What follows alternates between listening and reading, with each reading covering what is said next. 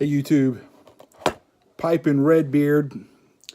It is December 11th at 7:04 p.m. Eastern.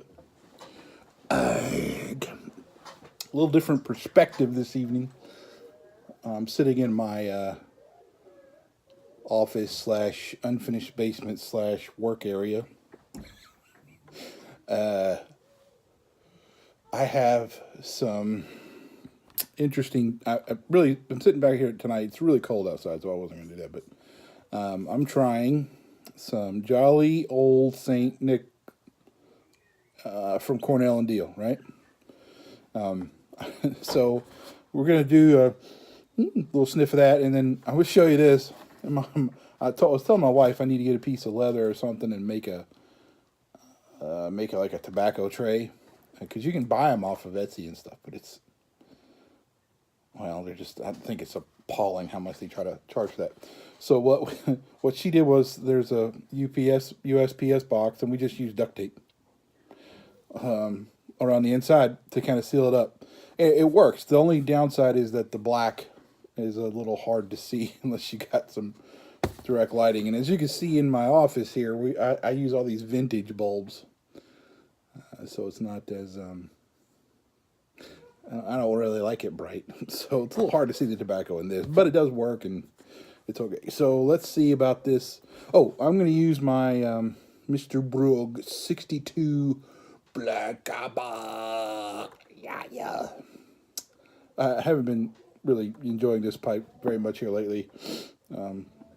It's been out in my truck, so I think it's sufficiently warmed up enough to get it packed inside and light it up. I don't know if there's really an issue with this or not, but one thing I do in the winter, I don't have a pipe. Usually I don't leave any pipe, to be honest, in my truck, because if it gets like 20 degrees or something outside, you load it with tobacco and you start putting a flame to it, you're drastically increasing the temperature, and that's going to cause, in my head, which I'm just applying this to what usually materials do, a sudden extreme degree change causes issues. So with briar, birch, or in this case pear wood, or even cord cob, I wouldn't do that. I think probably meerschaum. I haven't had a meerschaum pipe yet, so I don't know what that is. Although that's one of my next on the list is meerschaum and mortar. But anyway, I usually don't. I just don't want to take the chance of that temperature change between going from the pipe being at a 20 degrees or something, and you're suddenly applying a flame to it.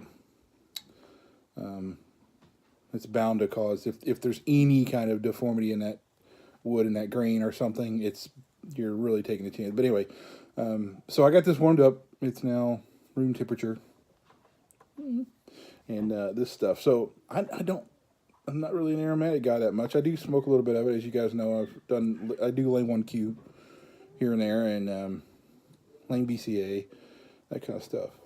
But hobbit's weed, I was smoking a lot of hobbit's weed there for a while, but boy, you got to drink water with that stuff. You can't drink too much else, or you get some tumble going on. But anyway, this stuff is really rich smelling, and you get like a really, like, I'd say a chocolatey, raisiny smell. That's really what's overpowering. It smells wonderful though, man. It just smells really great. And dryness, so it's hard to see this, but it's a real, let's call this a ribbon cut, shag cut, whatever you want to say. And it is nicely moist. It is not too wet where it's bundling together. You can see it kind of falls apart, right? It doesn't clump together or anything, and it's not sticky. I don't like when you get some of this stuff it's like that. But anyway, let's take my wonderful USPS tobacco thing, and tobacco tray, I should say. Let's pack this puppy up. Now I'm going to show you, this is one thing I would do when I'm packing a pipe. I don't do any of the methods. I don't do a single freaking method you'll find, the Frank method or the three step or 4 step or this stuff. Just put it in there. And now here's what I do though. I don't really jam my finger down in it. I generally just do this, and I keep pushing pipe tobacco in there until it's still springy, but it reaches a firmness that I'm that I'm looking for. That takes practice, guys. That's not something you're going to be able to do. But the trick is, once it's filled out, I still do this every single time. I make sure I can draw easily with that. So let's put the lid back on this. I just opened this. This is not like it hasn't been sitting out here for a long time or not. Let's see what we got.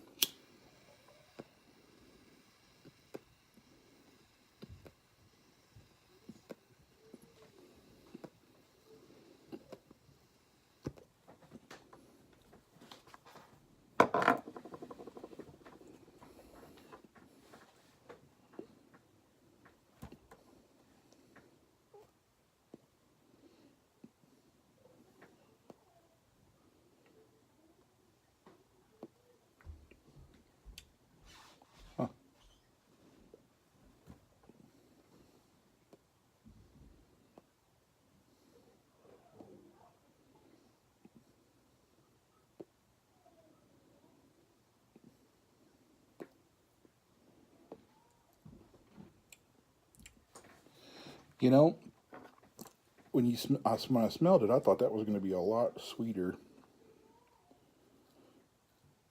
than it really is. So this is the True Light, I guess you call it. Did my Char Light. Let's try my True Light here.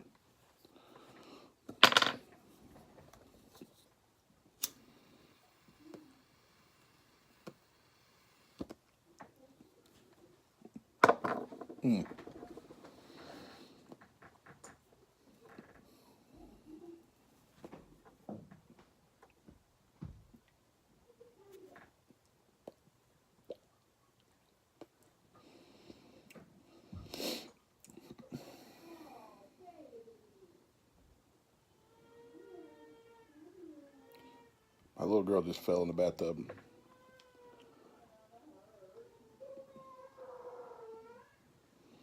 Yep.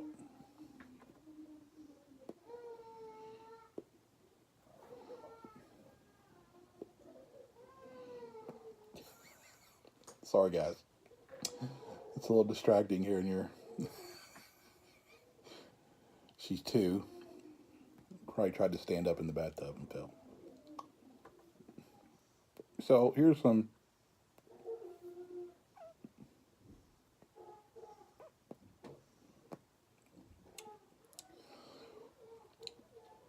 I will say this. This Mr. Brog pipe is probably the wrong.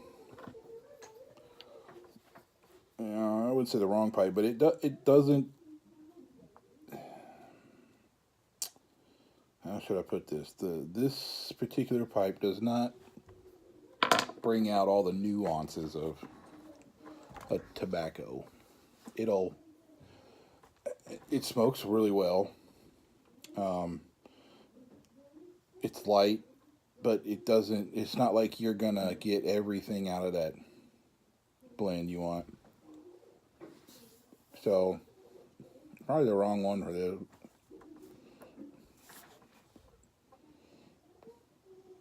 But I can tell you though, this smoking it tastes the same as the smell, which is a rarity in my opinion. Let me get a little closer here, but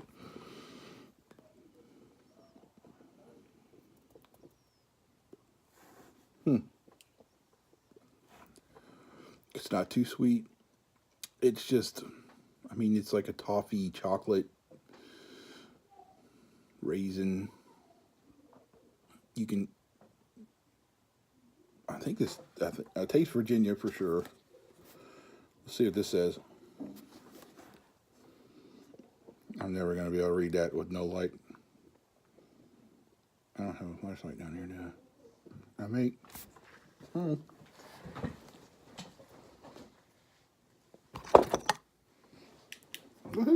do.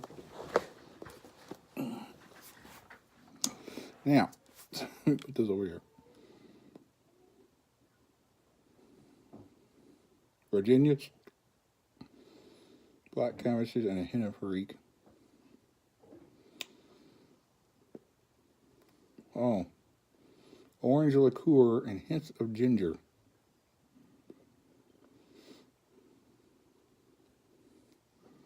So those Virginias are up front and personal. You definitely, the black Cavendish is where that, some of where that sweetness I'm talking about, but that orange liqueur though, huh?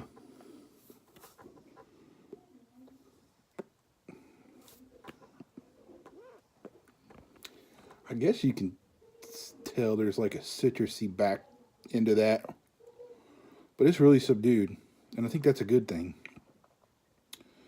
I'm not getting any ginger though.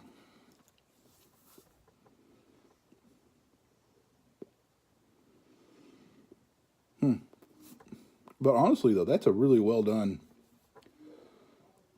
aromatic, to be sure, because this is not a coated topping. Like I said, it's not goopy or anything, and it certainly doesn't smoke like it's full of, like when you get some of the other heavily flavored top coating or topping, or what do you want to call it, tobaccos, you'll light it up and you'll get this really strong taste for like a second, and then it'll just go away and it tastes like nothing when you get like halfway down the bowl. And this time we'll tell about this too, because I mean, I just lit the thing, so maybe at another video I'll be further down the bowl, or just repeat the rest of this one. But and that might change too if I were to. Oh, this is a good one to really get all the nuances of. This is my Peterson 05, XL05 maybe. It's Spigot. Love this pipe, by the way. It's great. But anyway, I don't really take it out very much because it was expensive and I don't want to do that. But anyway, man, it's, and I would say it does kind of, I mean, it reflects Christmas time, I suppose. I know Christmas time to me is any pipe and any blend you sit down and enjoy. Merry Christmas.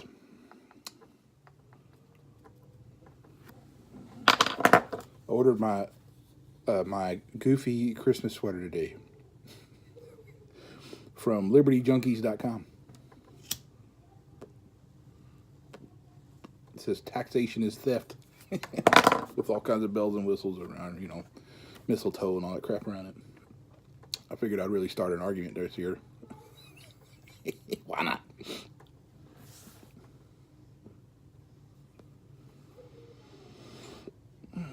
All right. That's all I wanted to talk about today, because honestly, I really wanted to get into this, try this.